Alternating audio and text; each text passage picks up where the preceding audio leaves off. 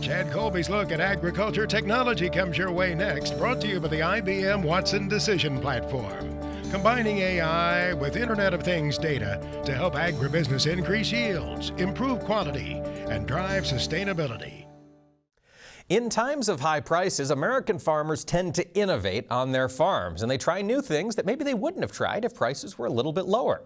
Well, Chad Colby has been looking into that, and for this week's tech segment, he brings us a conversation with a grower who's been working on something new.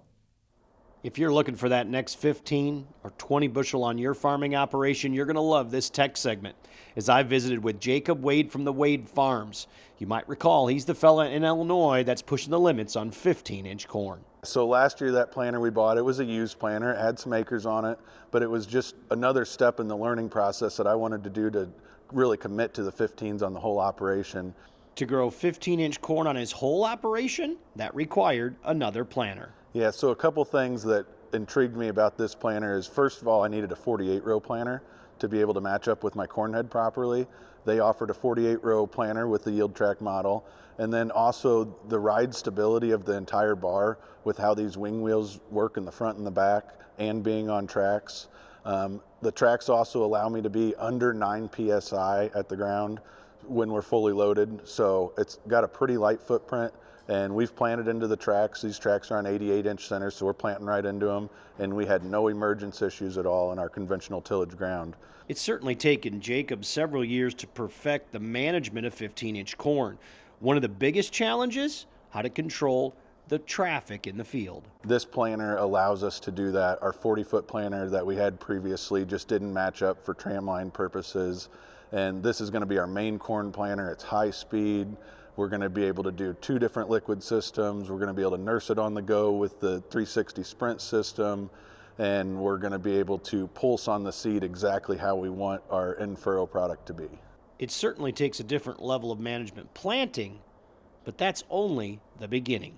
The ability to manage the crop in season is one of the biggest misconceptions that you can't do in narrow row corn, especially 15-inch corn.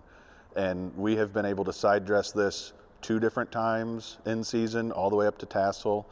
We can still spray all of our fungicide in season. Population for us has changed throughout this process. We started out at 38,000, then we kind of tweaked it up to 40, 42, and a little bit depending on hybrid, we've bumped it up a little bit higher or maybe back down to 38. Some hybrids don't respond to the higher populations, but when you increase the management, some hybrids absolutely do respond. And so over the last 3 years, we've kind of identified those hybrids and what they are. One of the most interesting things is that a Flexier hybrid responds to narrow rows more than a semi-determinate hybrid.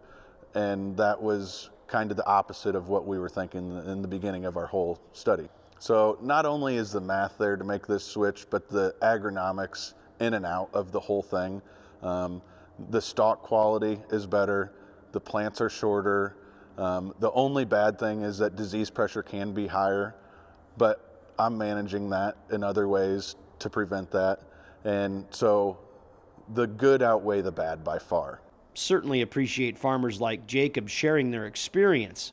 And he offered this advice if you're considering narrow road corn. We have 50 years if we're lucky to farm, so why not try to learn the most we can every year? So if you have any thought of maybe trying it, just do it, try it, line it up. Someone will be able to help you out with the harvest aspect and the planning aspect. It can be done. So don't wait for tomorrow, do it this year. That's definitely some great advice. For This Week in Agribusiness, I'm Chad Colby.